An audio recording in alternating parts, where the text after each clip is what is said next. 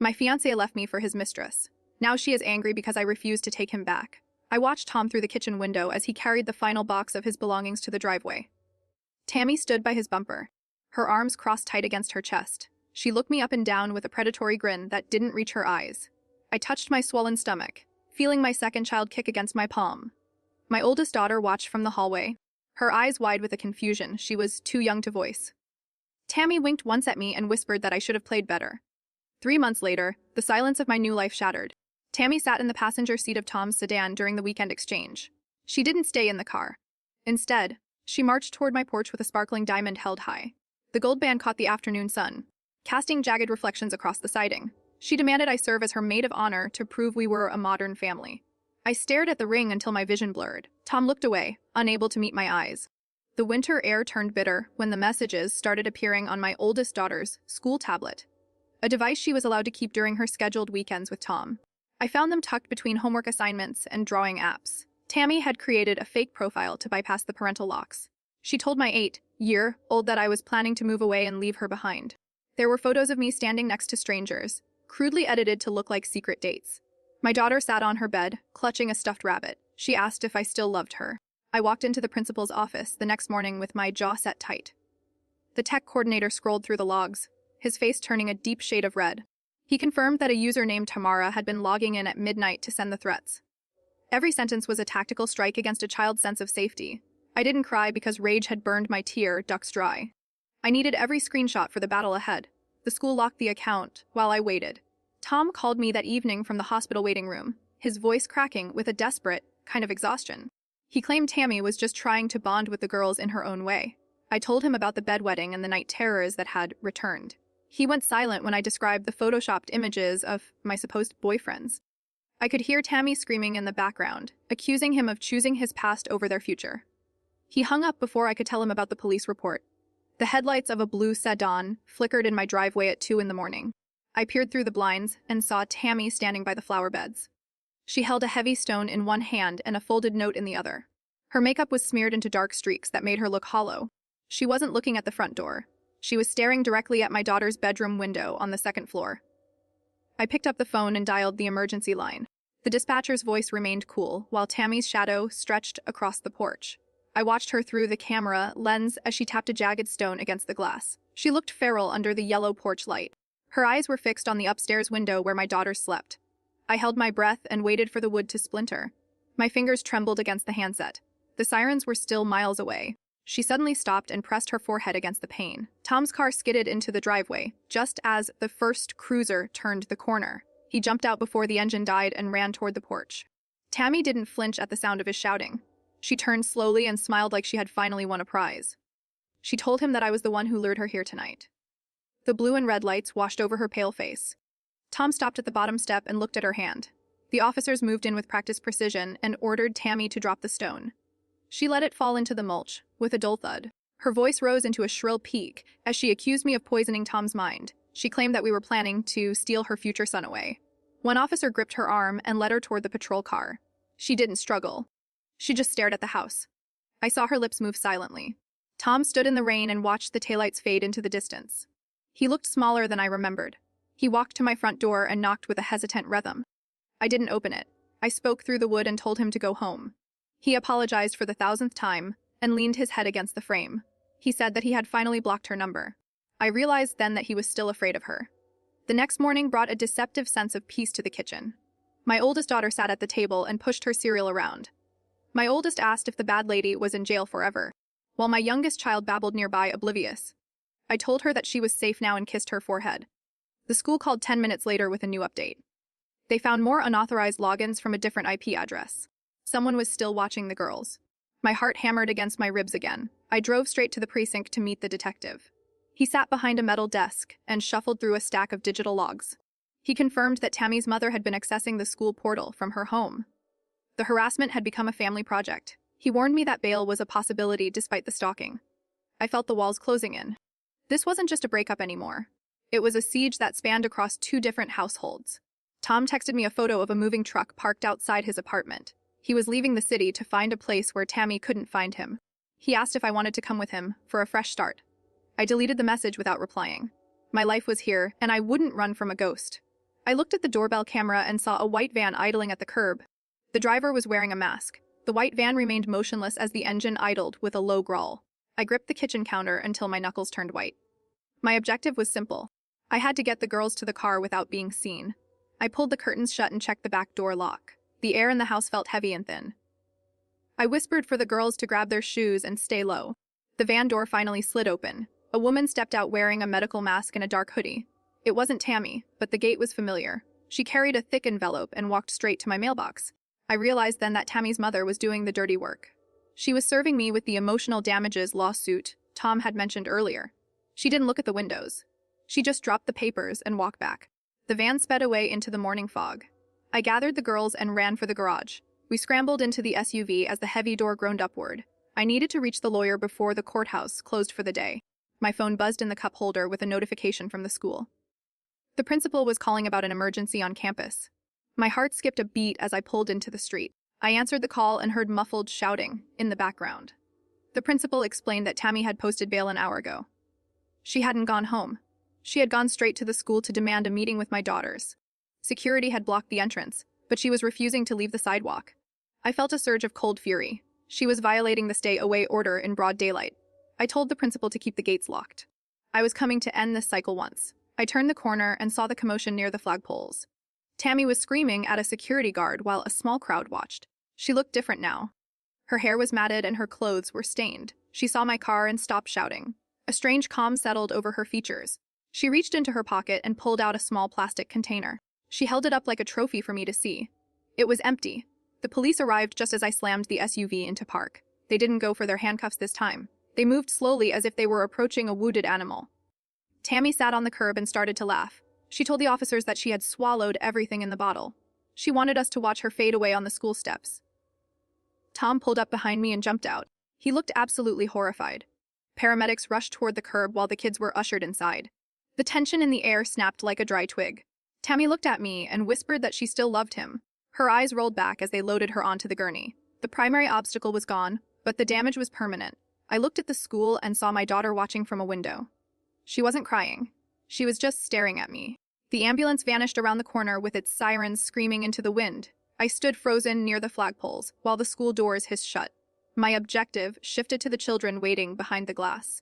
I needed to move them far away from this concrete stage. Tom walked toward me with his palms open like a beggar. He looked at the empty bottle on the curb. He asked if I thought she would actually die. I didn't answer. The police kept us at the scene for another hour. We sat on a cold bench while the lead officer took a formal statement. He confirmed that the container Tammy held was filled with common vitamins. The suicide attempt was another performance designed to shatter our peace. I felt a surge of exhaustion deeper than any bone. Tom tried to touch my shoulder, but I pulled away. He was the anchor dragging us into this dark sea. The school secretary finally opened the side gate to let the girls out. They ran to me and gripped my coat like it was a life raft. We drove home in a silence that felt like lead. I checked every mirror to ensure the white van wasn't following us. My oldest daughter didn't mention the sirens or the gurney. She just held her stuffed rabbit and stared at the floor mats. The house felt like a fortress. A thick envelope was wedged deep in the front door frame. It was the same lawsuit from Tammy's mother that had been left in the mailbox. I ripped it open and read the jagged handwriting. They were demanding full custody of the girls for Tom. The claim was that I had created a hostile environment for his new family. It was a legal strike aimed at my heart. Tammy was fighting us from a hospital bed. I called my attorney while the girls ate their dinner in the kitchen. She listened to the update and told me to stay inside. We needed a restraining order against the entire family now. The obstacle was no longer just one woman with a stone. It was a coordinated effort to dismantle my life. The lawyer warned me that the school incident might complicate things. The judge would see a chaotic scene involving both parents. Tom texted me later that night from the hospital waiting room. He said that Tammy's mother was blaming him for the vitamin stunt. She had threatened to call the police on him for harassment. I realized then that the predator had become the prey. Tom was trapped in the very web he helped to weave. He begged me to come talk to the mother. He thought I could fix the mess. I blocked his number. The doorbell rang at midnight with a rhythmic and heavy sound. I checked the camera and saw a man in a dark suit. He wasn't a police officer or a neighbor. He held his identification up to the lens and waited. He said he was with the State Child Protective Services. There had been an anonymous report of child endangerment at this address. I looked at the girl's bedroom door. The nightmare was evolving. The investigator stood in the pool of porch light with a leather briefcase tucked under his arm.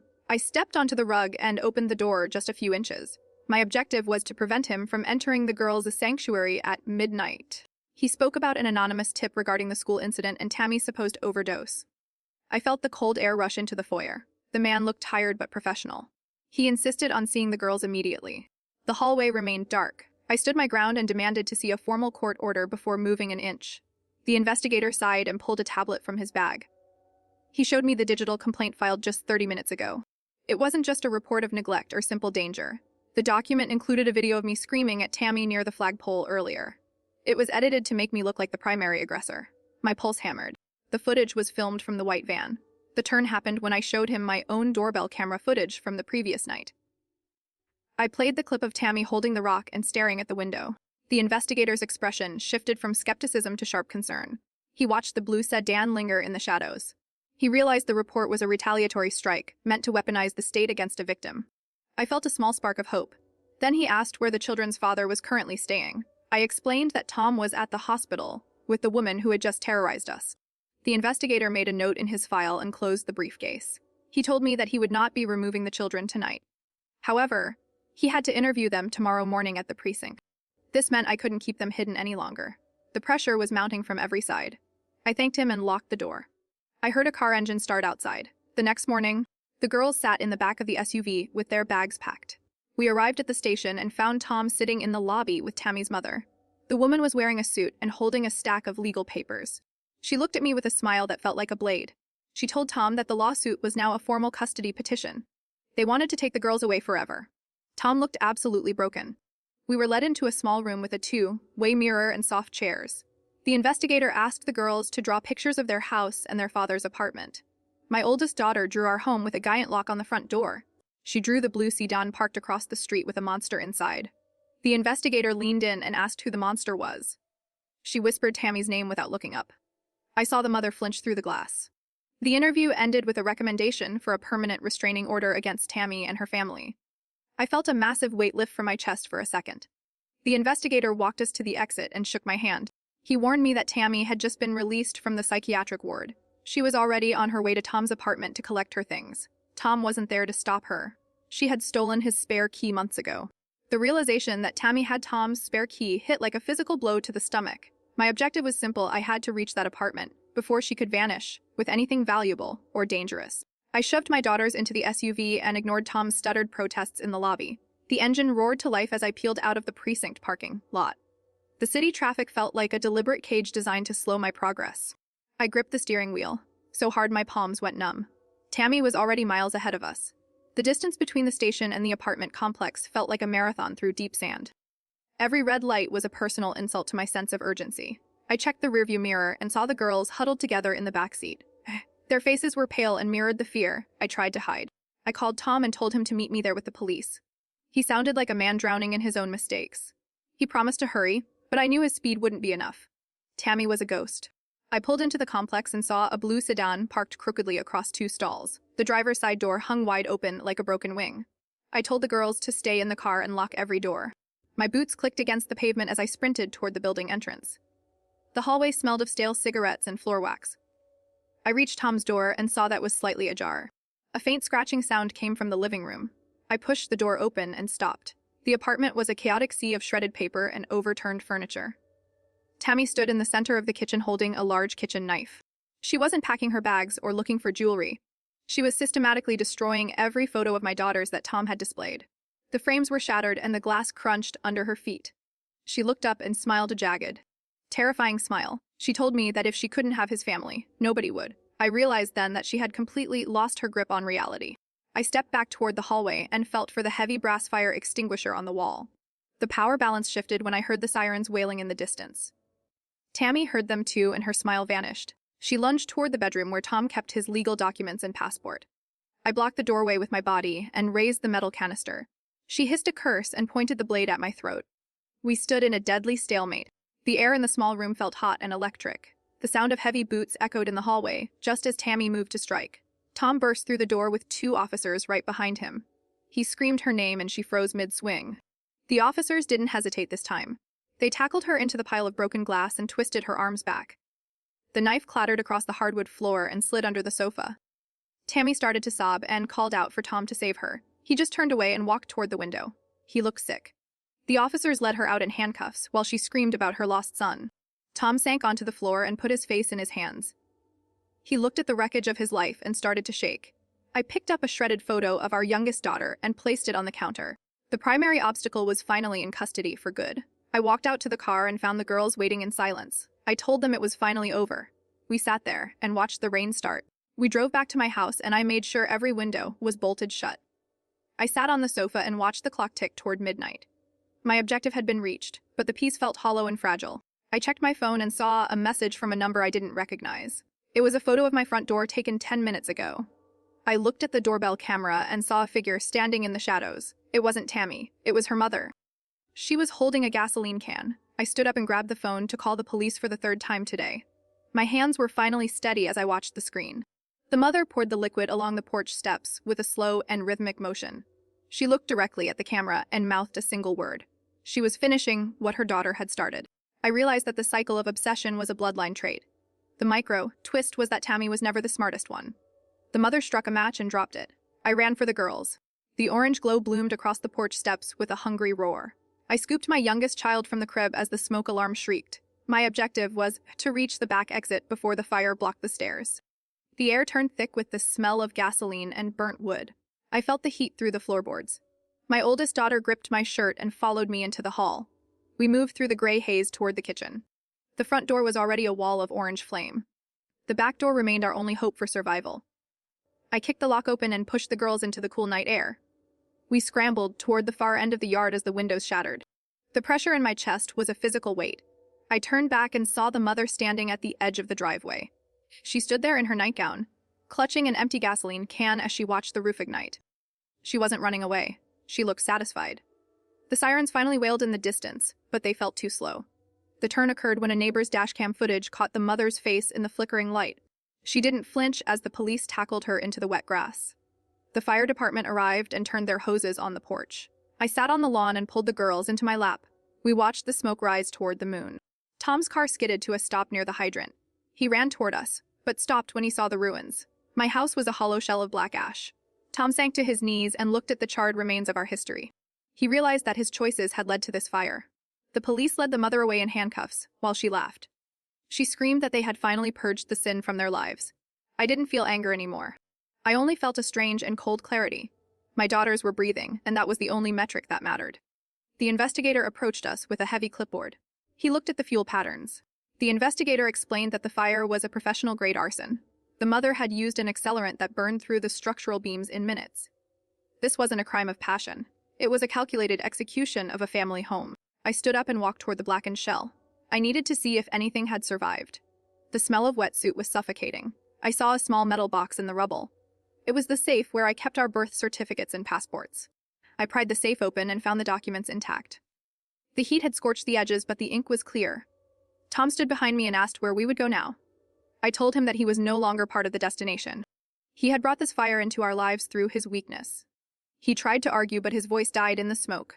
I realized then that the final tie had been burned away. We were finally free from his orbit. The insurance adjuster arrived as the sun began to rise over the trees. He walked through the ruins and made notes about the total loss. He told me that the payout would be enough to start over in a new city. I felt a surge of relief that tasted like salt. I looked at the girls and saw them playing with a neighbor's dog. They didn't look back at the house. They were already moving forward. I needed to follow their lead. We spent the afternoon at a nearby hotel while the paperwork processed. Tom stayed in the lobby and begged for one more chance to talk. I spoke through the door and told him to sign the full custody papers. He finally realized that his silence was no longer an option. He signed the documents and left them on the front desk. I felt the final shackle drop. The threat was gone. The mistress and her mother were behind bars for a long time. I looked at the map and picked a town 300 miles to the north. We would leave the memories of Tom and Tammy in this valley. I packed the few items we had left into the SUV. The girls sat in the back and talked about the new park we would find. The future was a blank page. I felt a sense of peace that I hadn't known in years. We drove past the ruins one last time. The sight was finally cold. We left the valley behind, the smell of smoke finally fading from our clothes. The micro twist happened when I checked my email one last time before leaving. A notification from the bank showed a massive deposit from an unknown source. I realized then that Tom had sold everything he owned to give us this start. He had emptied his retirement accounts and sold his vehicle to fund our escape. He didn't send a message or ask for credit. He just provided the means and stayed behind to face the fallout of the fire. I turned onto the highway and didn't look back. The north road stretched toward the mountains as the morning sun hit the windshield. My objective was a clean break from the wreckage of the coast.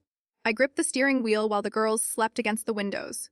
The silence of the highway felt like a heavy blanket. I watched the fuel gauge drop steadily as we climbed the steep grade. The mountain pass loomed ahead like a granite wall. Every mile felt like a small victory over the smoke and the lies. The engine began to sputter near the summit of the pass. A thin trail of white steam hissed from the edge of the hood. The pressure mounted as I realized we were miles from the nearest town. I pulled onto the gravel shoulder and killed the ignition immediately. The girls woke up and looked at me with wide, fearful eyes. I grabbed the heavy roadside atlas from the glove box. We were isolated in a dead zone without a signal. The wind howled. I popped the hood and saw a ruptured coolant hose spraying fluid. The mid-scene turn came when I found a roll of duct tape in the trunk. It was a small remnant from the packing day that had somehow survived. I waited for the engine to cool before I wrapped the rubber tightly, knowing the tape would only hold for a few miles. It was a fragile fix for a heavy burden. I wiped my greasy hands on a rag and looked back at the valley. The past was a gray smudge on the horizon. I poured our drinking water into the radiator and waited for the metal to cool. The girls watched from the back seat as I checked the oil level. The obstacle was temporary, but the fear remained constant.